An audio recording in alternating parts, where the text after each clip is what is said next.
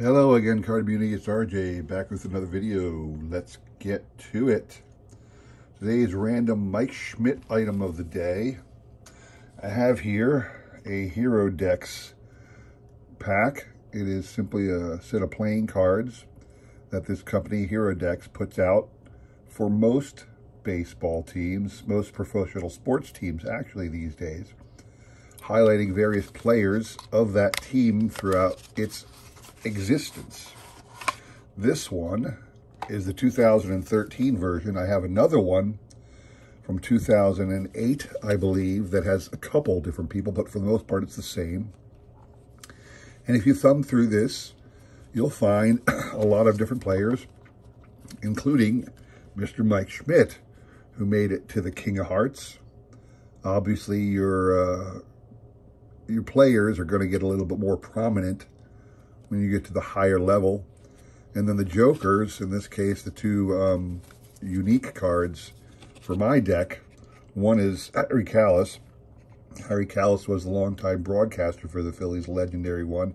Every town has that, a voice of broadcasting on television or radio that's beloved to that city. Harry Kalas was that for the Philadelphia Philly area.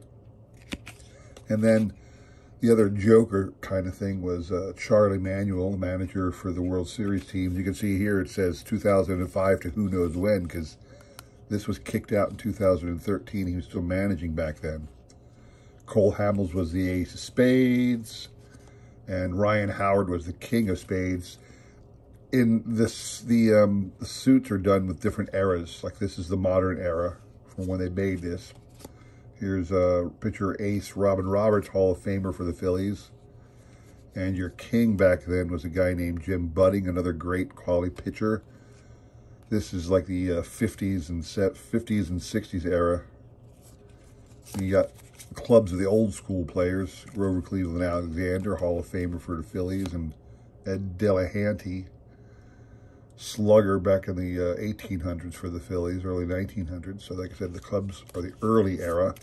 And then the hearts are the classic 70s and 80s teams, with Steve Carlton as your ace and Mike Schmidt as your king. So I bought this deck specifically to get the Mike Schmidt.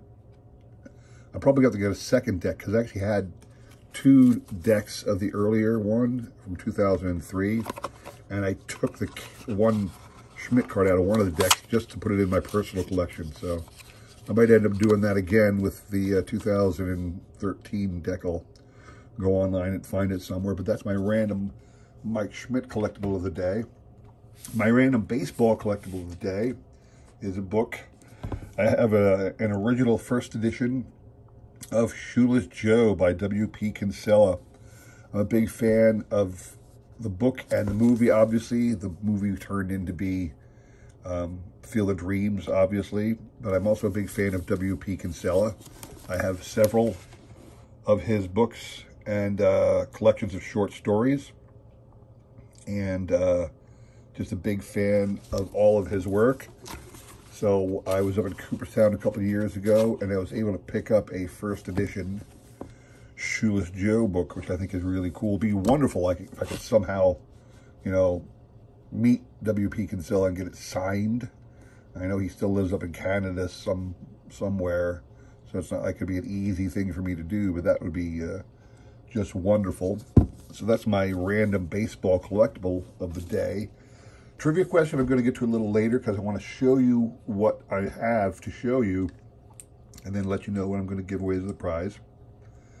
So let me start by, today I'm going to highlight, a lot of us have these things, and I just want to highlight my small collection of Project 2020 and Project 70 cards over the last 2 years. So I don't have that many of them because I do not buy a lot of singles. As the name suggests, RJ does collect sets. And when I have random single cards, it drives me crazy. I'm like, why do I have this card? What's the point? So I'll end up trading it or selling it or usually just getting rid of it if it's a single card. I don't particularly enjoy having singles around. Obviously, accepting thereof Mike Schmidt cards, and sometimes these really cool favorite cards. So My collection of Project 2020 cards, when that came out, I stuck with the greats. I would find bundles of the greats and I would pick them up. But other than that, I got maybe a couple single cards from Project 2020. I do not have a lot. I only have 6 to show you. So we'll start with the 55 Roberto Clemente design. Roberto Clemente being an all-time great. Had to get one of his cards. This particular one is by Sophia Chang. It's card number 110 out of the set. A lot going on here, but I think I probably just got the card because it was Roberto Clemente, and I thought, oh my gosh, this is really cool. Project 2020 art cards, Roberto Clemente, I'll snag this one. Not knowing that, you know, it would be short-lived and the prices would tank. I have a Nolan Ryan card. This is the 69 Topps design. And if you look on the back of this one, it is by a guy named Grotesque. Hey, why not? Nolan Ryan, another one I thought, hey, Nolan Ryan's an all-time great. This will be a great pickup. But again, the value for your project cards, the value just never stays. It costs you 20 bucks to get the cards, and then they're worth about 15 online. You know. Here is my Cal Ripken card. Had to get one of his. Charm City being the nickname for Baltimore. It's funny. It's by a guy named Ben Baller. And for whatever reason, in the design, he literally put in here, Ben Baller did the card. I wonder if he does that a lot with his designs. This one says it's supposed to be based on his 82 traded set. So, Ben Baller did the card. And there's the 52 Topps Willie Mays. I saw this one. I thought I just have to have this. This is just a cool-looking, iconic image of Willie, and to have it in a Project 2020 card I thought was really cool. It's by a guy named Naturel. And there's your Sandy Koufax. I believe this is 56 design. No, still 55. His rookie card is immortalized in a Project 2020 design then by a guy named Joshua Vides. Had to get one of his because he's an all-time great. And I always get a Jeter. I'm not a collector of Jeter, but I do know that Jeter is the kind of guy who holds his value. So I thought getting a Jeter card, I couldn't go wrong. I got the Ermsey of Jeter. This is 93 Topps card. See, here it says draft pick of 92. So it's his 92 style. And the Ermsey cards tend to be a little popular. I don't know why. I guess he's got a bit of a following. So I was happy to get that pickup. That's all I have for Project 2020. Like I said, I didn't do a lot. Project 70, I got just barely a few more. One of the reasons is because there were some Mike Schmidt cards in the Project 70. Let me show you those first. All I've been able to find were 2 Mike Schmidt Project 70 cards. This here is from the 59 Topps design, the circle in the middle. This one here is 2008 design. It's kind of cool because that's when we won the World Series. Not with Schmidt, but with the other era guys. And the one is by a guy named King Saladin, and the other one is F. Dot. So I wonder if it's like important for artists, not only to be good as art, but to have to come up with the most bizarre name. Why can't an artist just be named Bob Smith? I mean, really, come on now. So these are my 2 Mike Schmidt Project 70 cards. There weren't any Project 2020 cards of Mr. Schmidt, but I got these two 1959 Topps design, 2008 Topps design. Those are in my Schmidt collection now. And then a couple of the other cards I picked up. I got a couple bundles of cards. The first Schmidt card came in a bundle, and then the second one I got single, but in the bundles I got 4 total cards, so there's 7 more to show you. This here is my Tatisse Junior. I know he's going to be a big star, a big star right now. I hope he keeps it up because he's really good. And this is supposed to be a 77 style from King Saladin again. compare the two, Schmidt and Tatisse side by side, kind of see a similarity in the style, certainly with the funky shaped names, the flowing names there, and the photograph that was of the player with an artist rendering in the background. That's where the biggest rendering is, in the background, the artwork.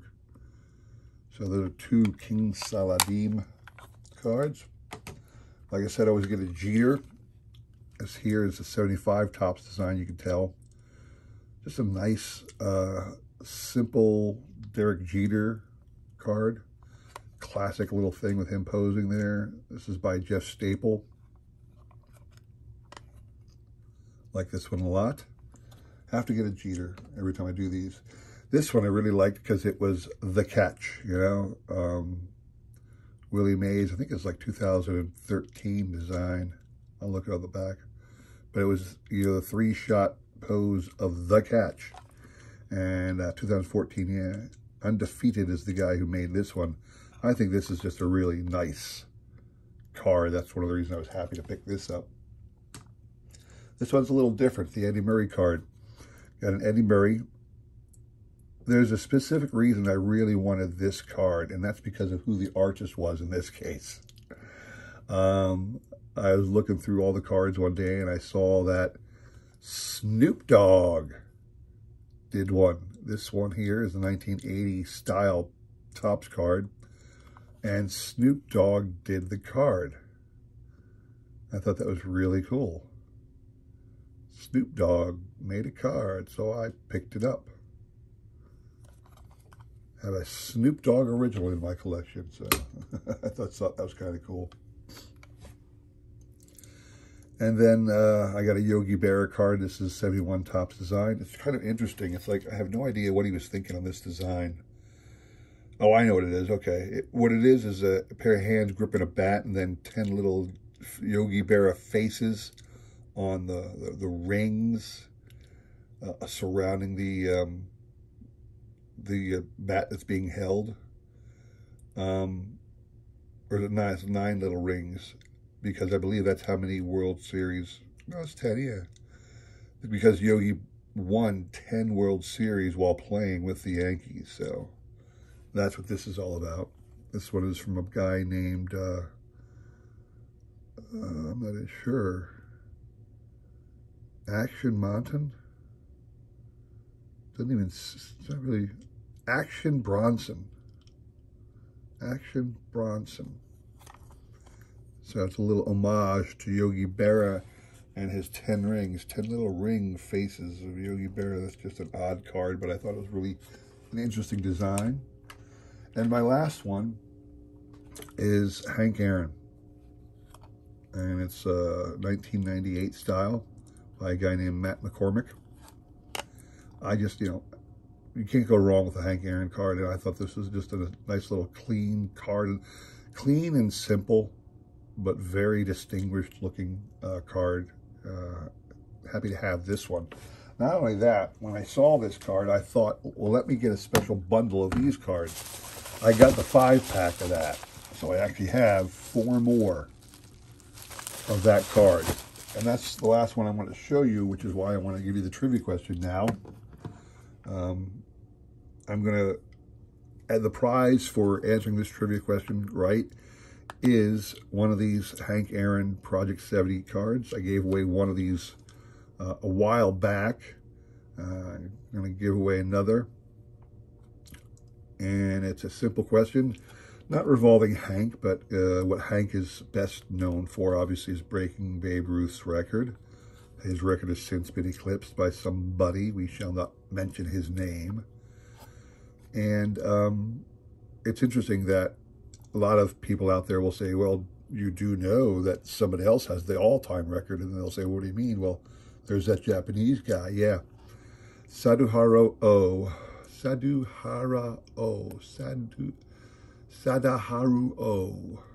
It's all A's and then a U at the end. So Sadaharu O was a Japanese player.